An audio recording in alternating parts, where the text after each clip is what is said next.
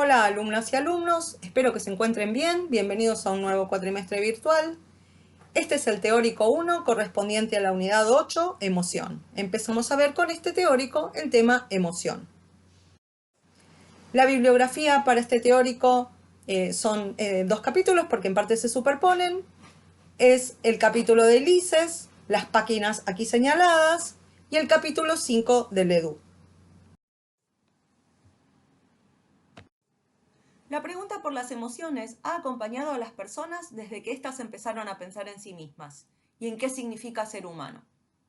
Podemos rastrear concepciones de las emociones en la filosofía, las religiones, el arte, la literatura, mucho antes del nacimiento de la ciencia en general y de la psicología en particular.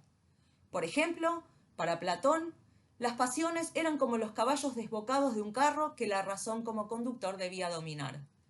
Para Descartes, los sentimientos, así como todo lo sensible, nos puede engañar. En cambio, el sujeto existe allí donde piensa. Como una idea sobresimplificada, muy simplificada, prevalece la idea de que lo afectivo es algo más cercano a la experiencia subjetiva y dominado por cuestiones más primitivas, opuesto a los procesos cognitivos más racionales y simbólicos. Y también en otras corrientes de la filosofía, el pensamiento y en las artes, como algo más cercano a la subjetividad, como algo íntimo, intransferible. Dentro del terreno afectivo, nos referimos a distintos fenómenos: alegría, miedo, ansiedad, tristeza, enojo, orgullo, desesperación, estar irascibles, estar bajoneados. Hagan ustedes mismas las listas de las cosas que las personas sienten. Entre estos fenómenos, para los fines de estudio, es importante la diferencia entre emoción, estado de ánimo y rasgo. Llamamos emoción a una reacción afectiva específica que se da momentáneamente, por un corto periodo de tiempo, segundos o minutos. Además, son estados mentales en respuesta a algo, tienen un objeto elicitante, real o imaginario.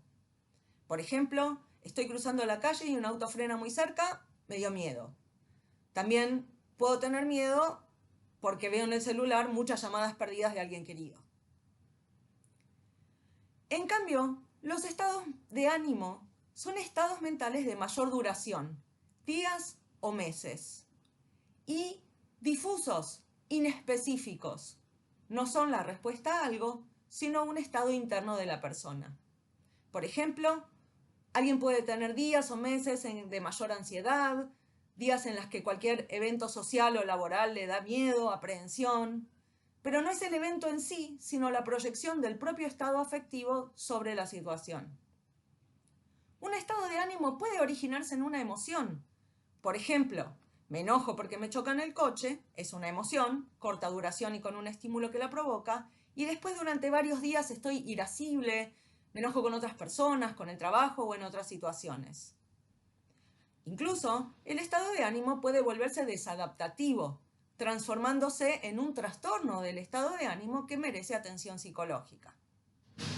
Por último, cuando un estado de ánimo es el que caracteriza a una persona en gran parte de su vida, como una forma típica de su regulación emocional, lo llamamos rasgo de personalidad o carácter. Hablamos de una persona melancólica, o irascible, o alegre, distintos tipos. Noten que no se diferencia por la intensidad. Una emoción puede ser leve o puede ser muy intensa, y lo mismo un estado de ánimo. La diferencia es la duración y si tienen o no un objeto o situación elicitante. Las emociones tienen diferentes funciones, entre las que cabe destacar las funciones adaptativas, es decir, que preparan al organismo para responder en una situación.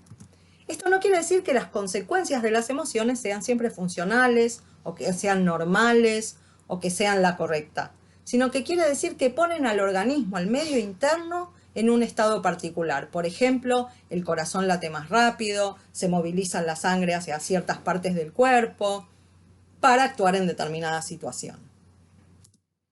Otra función es la social. Las emociones comunican nuestro estado y buscan un tipo de respuesta en el otro. Por ejemplo, puedo comunicar hostilidad o puedo comunicar cariño.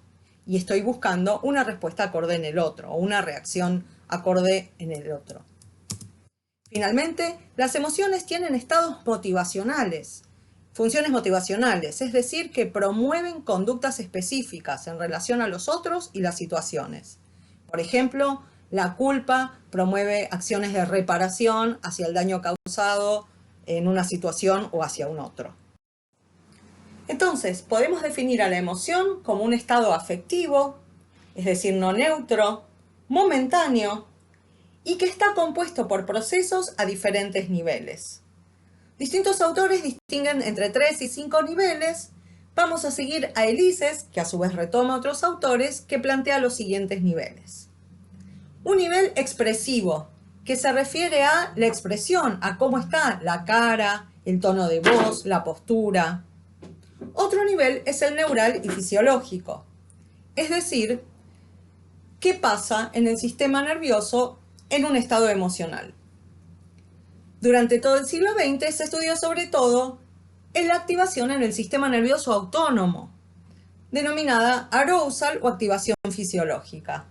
Hacia fines del siglo XX cobró mayor relieve el estudio de las estructuras del sistema nervioso central, sobre todo por el impulso en las técnicas de neuroimagen, por ejemplo en los estudios de la activación amigdalina. El nivel cognitivo, es decir, el procesamiento de información en la emoción, se llama evaluación cognitiva o appraisal en inglés, y consiste en el procesamiento de significado. ¿Qué significa la situación para mí, para mi self, para mis metas? Aquí se tienen en cuenta varias dimensiones. Por ejemplo, cuál es la valencia, si es positiva o negativa, qué relación tiene con las metas, con lo que uno intenta lograr, conseguir o con lo que uno teme, qué grado de implicación del self o del yo hay, quién es el responsable de la situación, qué grado de control hay sobre la situación y otras dimensiones similares. Este nivel tiene influencia del lenguaje, de los discursos culturales o sociales sobre qué siente uno en determinadas situaciones. También tiene influencia de prototipos o categorías o incluso estereotipos sociales. Este nivel puede variar entre las personas e incluso puede variar en la misma persona en distintas situaciones. Por último, el nivel motivacional tiene que ver con las tendencias de acción. Cada emoción se caracteriza por un comportamiento y una preparación para la acción. Por ejemplo, abrazarse, correr, defenderse, agredir. Todos estos niveles dan por resultado, finalmente, lo que se llama sentimiento. Llamamos sentimiento a la experiencia consciente, a lo que uno registra en su conciencia, en su experiencia, en un determinado momento. Cabe señalar que ninguno de estos por separados es la emoción. La emoción es un conjunto de procesos a diferentes niveles.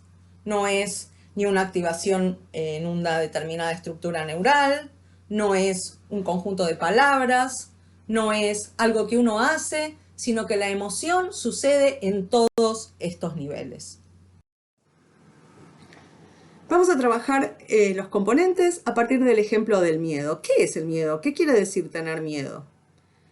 Hay un componente que es el expresivo. Cuando tenemos miedo tenemos una determinada cara o un tono de voz y claramente está asociado a acciones o a tendencias de acción como salir corriendo, escaparse, esconderse, quedarse frisado.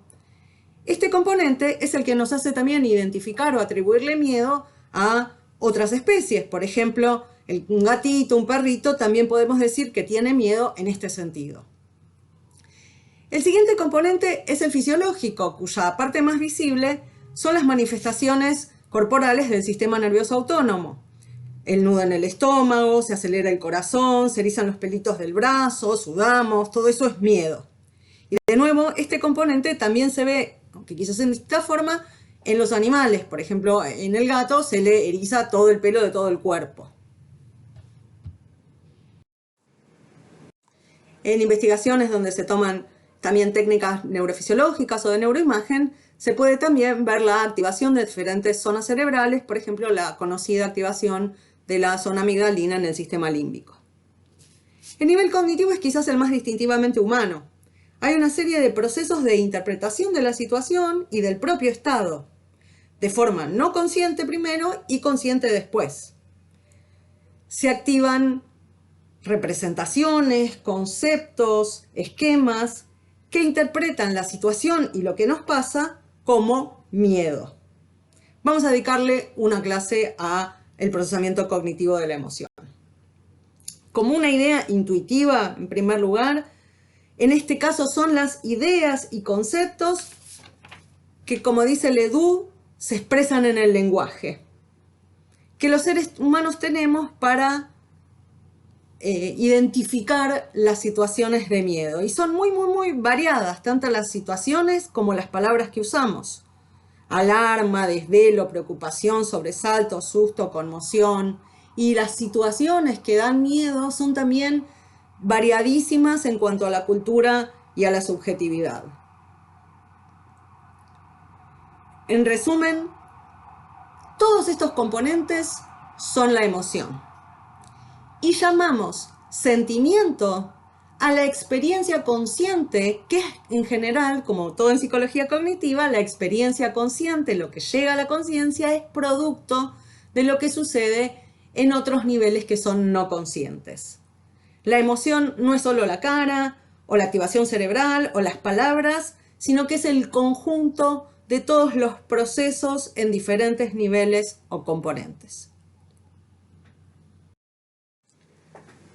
Las teorías que vamos a ver, basadas en investigaciones empíricas sobre las emociones, van a ir jugando, van a ir poniendo más el acento en alguno de estos componentes. Las teorías intentan dar cuenta de cómo es el episodio emocional, qué pasa entre que hay el desencadenante, el estímulo, la situación, que empieza el episodio emocional, hasta que llegamos a tener un sentimiento como miedo, enojo, alegría, y qué hacemos con ese sentimiento.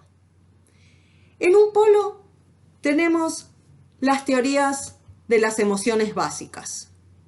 Estas teorías tienen su origen en Darwin y ponen el acento en la emoción como una respuesta innata de supervivencia y por lo tanto ponen el acento en los componentes fisiológicos, expresivos y corporales.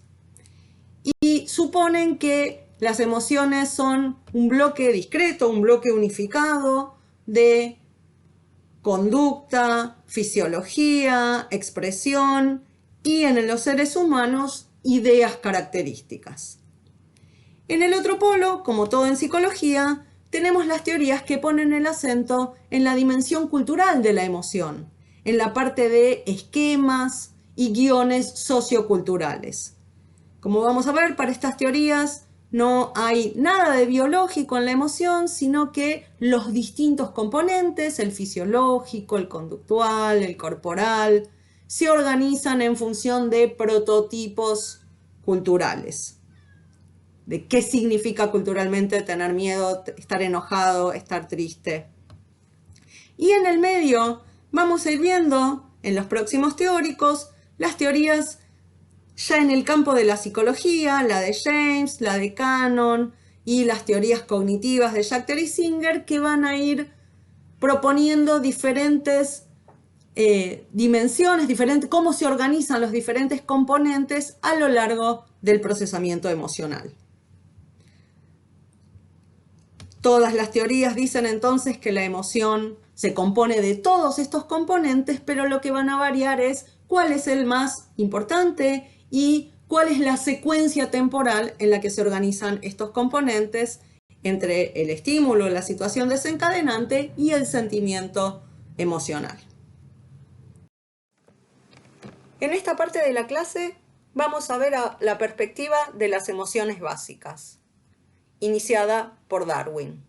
Para esta perspectiva Las emociones son programas filogenéticamente heredados, es decir, compartidos por todas las especies, que determinan conducta y expresión. Y también, en palabras de Ledoux, son módulos cerebrales. Los representantes en psicología son Izard, Tompkins, y vamos a detenernos más en el más conocido en la actualidad, que es Paul Ekman. Vamos a ver la teoría de Paul Ekman. Darwin, en su libro La expresión de las emociones en el hombre y en los animales, observa similitud o equivalencia funcional, no exactamente lo mismo, pero parecido, en la expresión emocional de animales de diversas especies, personas de diversas culturas, ciegos de nacimiento y bebés. Por ejemplo, en las ilustraciones que vemos abajo, que son del libro de Darwin, podemos ver cómo la persona que muestra enojo muestra los dientes, achica los ojos, posiblemente se le eriza el vello, lo mismo que el ave, que abre el pico y eriza las plumas, y el perro o cánido, que muestra también los dientes y achica los ojos y se le eriza el pelaje. En la otra imagen vemos expresiones de tristeza en niños pequeños y posiblemente ciegos de nacimiento. Darwin no está haciendo una teoría de las emociones, sino que el argumento es al revés. Emplea esta equivalencia funcional o similitud en la expresión a favor de su teoría de la evolución.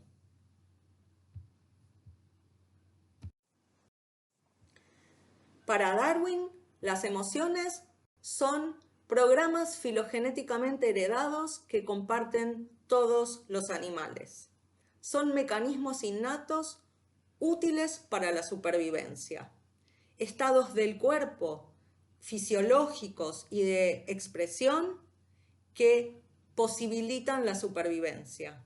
Por ejemplo, para atacar, para defenderse, para cuidar a la cría, para reproducirse, para señalar fuentes de alimento contaminado y así sucesivamente. Las emociones para Darwin tienen dos funciones. La primera es la preparación corporal y conductual para la acción. Frente a una tarea determinada, por ejemplo, defenderse, atacar, cuidar de la cría, reproducción, el cuerpo se prepara de un modo determinado. Se predisponen determinados estados fisiológicos y determinadas tendencias de acción.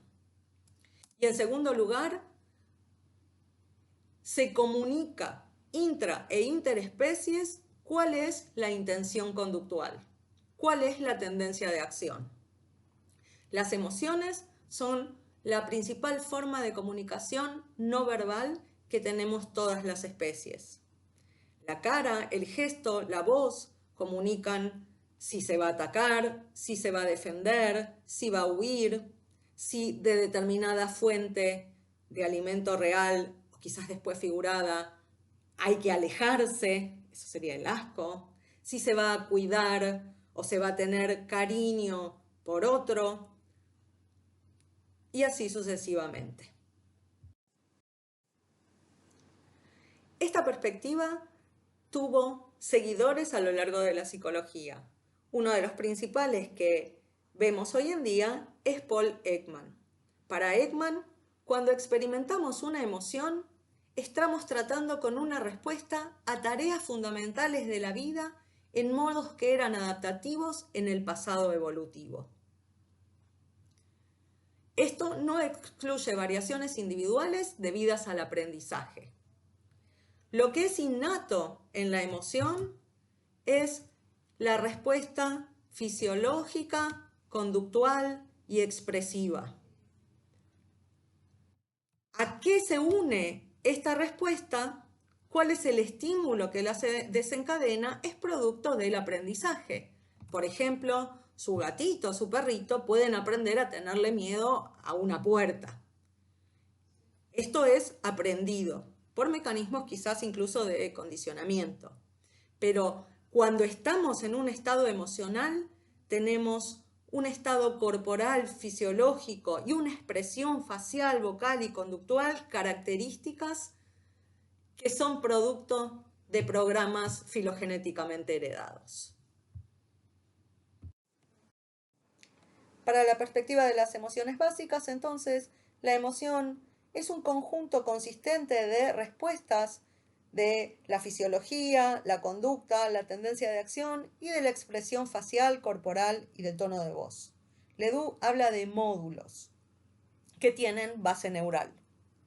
¿Cuáles son sus características? Las emociones básicas son universales, no tienen variación cultural, suceden muy rápidamente, tienen una duración corta, ocurren de manera involuntaria, hay una asociación automática entre el desencadenante y esta respuesta, y además vendrían con pensamientos, recuerdos, imágenes y una experiencia subjetiva característica. En la teoría de Ekman hay otro componente que es aprendido, que son las reglas de expresión o de exposición. Son reglas aprendidas en función de la experiencia individual y cultural. Y lo que hacen es modular este mecanismo innato. Son reglas internalizadas sobre cuánto, cuándo, cómo y con quién puedo mostrar esta reacción. Por ejemplo, en el miedo podría llegar a amplificar la respuesta de miedo, dando lugar a reacciones de pánico o a una amplificación de la conducta, o podría llegar a sofocar la respuesta de miedo, no mostrándola, o podría llegar a cambiarla en otra emoción. La investigación sobre la perspectiva evolucionista, sobre la perspectiva de las emociones básicas, se ha centrado sobre todo en el estudio de la expresión facial. La percepción, o sea, el reconocimiento de la emoción en otros, y la producción, o sea, cómo expresamos, qué cara ponemos cuando tenemos un determinado estado emocional. Ekman ha realizado estudios transculturales sobre el reconocimiento de expresiones faciales emocionales. En general, sus investigaciones han empleado expresiones faciales posadas, fotografías de expresiones emocionales posadas por actores. Y la cara, qué cara de qué tiene, ha sido codificada con el Facial Action Coding System. No es tiene cara de, porque además acuérdense que es rápido e involuntario, sino que Ekman ha desarrollado una forma de codificar los músculos de la cara y en qué posición están. Por ejemplo, los músculos de la frente, los músculos del entrecejo, los músculos orbiculares, los músculos alrededor de la boca, los músculos en torno a la nariz. Cada músculo, en cada posición, corresponde a una unidad de acción. Cada emoción, entonces, se caracteriza por una serie de músculos en determinada posición. Con estas expresiones emocionales, con las fotos de las expresiones emocionales, realizó investigaciones, en primer lugar, en países occidentales y orientales, para ver de distintas emociones cuáles eran las que más se reconocían transculturalmente. Con eso llegó a una lista de, en principio, 6 emociones básicas. Y con esa lista y las caras que correspondían a esas emociones, fue a realizar estudios en una cultura visualmente aislada, en Papúa Nueva Guinea, a fines de la década del 70, principios de los 70. ¿Qué hizo? Fue con las fotos de las expresiones emocionales y les contaba a los nativos historias culturalmente adaptadas. Por ejemplo, estás durmiendo en tu casa, en tu choza, en tu casa, y de pronto abrís los ojos y hay un animal salvaje. ¿Cuál de estas expresiones u otras sería la correspondiente? En realidad estas no es ninguna. Con esta investigación, lo que mostró Ekman es que las personas de esta cultura visualmente aislada reconocían en general las expresiones emocionales de estas 6 emociones básicas, con algún desacuerdo respecto de sorpresa. Lo que ven abajo es después cuando pidió que posaran las caras correspondientes a determinadas emociones. ¿Cuáles son? En la teoría de Ekman hay 6 emociones básicas, a la que después agregó una 7ª. Estas son el enojo, el miedo, el asco, la sorpresa, la alegría y la tristeza. La 7ª, que ya estaba en Darwin, es el desprecio, esa emoción tan inglesa. Lo que vemos al costado es al actor de la serie Lie to Me posando estas emociones. La serie Lie to Me está basada liberalmente en la teoría de Ekman. Ekman es consultor de la serie en lo que respecta a la detección de la expresión emocional. Y a veces cuentan cosas de la vida o la teoría de Ekman, pero en realidad es una serie de misterio y de crímenes. Son muchas las investigaciones sobre la teoría de Ekman por parte de él y de otros investigadores. Vamos a contar un experimento que muestra muy bien el concepto de reglas de expresión. En este experimento, en la década del 70, participaron 2 grupos de personas, estudiantes norteamericanos o japoneses, es decir, con diversa proveniencia cultural. Y veían una película de terror o bien solos o bien con una figura de autoridad enfrente, un investigador serio con un delantal blanco. La variable dependiente, lo que miraban era la filmación de las caras mientras veían la película de terror. Lo que el experimento mostró es que cuando no estaba la figura de autoridad, tanto japoneses como norteamericanos mostraban emociones negativas. En una película de terror, miedo, enojo, asco. Sin embargo, frente a la figura de la autoridad, los norteamericanos se permitían seguir mostrando emociones negativas, mientras que los japoneses enmascaraban las emociones negativas con una cara de aquiescencia o con una sonrisa fingida. Este experimento, que es uno de los muchos dentro de esta teoría, muestra tanto la idea de emoción básica como de la modulación de la emoción básica por las reglas de expresión. Una de las muchas derivaciones de la teoría y las investigaciones de Ekman es si podemos detectar el engaño o la mentira a partir de la expresión facial. Les dejo esta pequeña experiencia. Para cada una de estas caras, digan si es una sonrisa auténtica o no. Frenen el video, anoten qué piensan. Para cada una de estas caras, pausen el video ahora, páuselo y ponga, es verdadera, es falsa, es verdadera, es falsa. Y cuando termine, vuelva a darle a play. Y ahora comparen con las respuestas correctas. Recuerden que para la teoría de Ekman, la emoción es algo involuntario, automático, dura muy pocos segundos, dura milisegundos incluso, por lo cual otra serie de investigaciones de Ekman han sido destinadas a ver cómo se puede entrenar o cómo se puede filmar y luego codificar cuáles son las expresiones emocionales genuinas. Hay otras investigaciones muy interesantes sobre las expresiones emocionales en pacientes psiquiátricos y, en fin, un montón de investigaciones al respecto. Esperamos que este video les haya servido de introducción útil para el tema.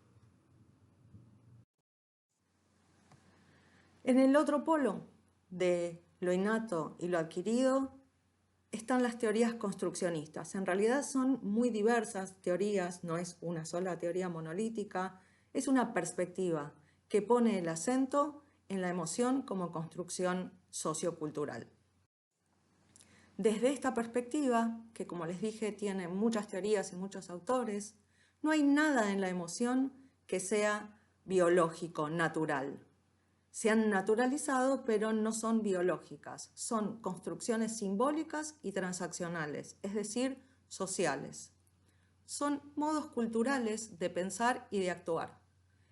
Cada persona, inserta en determinada cultura, desde muy temprano, está inserta en situaciones con diferentes roles sociales transitorios y estos roles prescriben formas de pensar y actuar y de sentir que aprendemos e internalizamos en la socialización, sobre todo temprana, pero después en la socialización en los distintos espacios, como alumna, como trabajador, etc.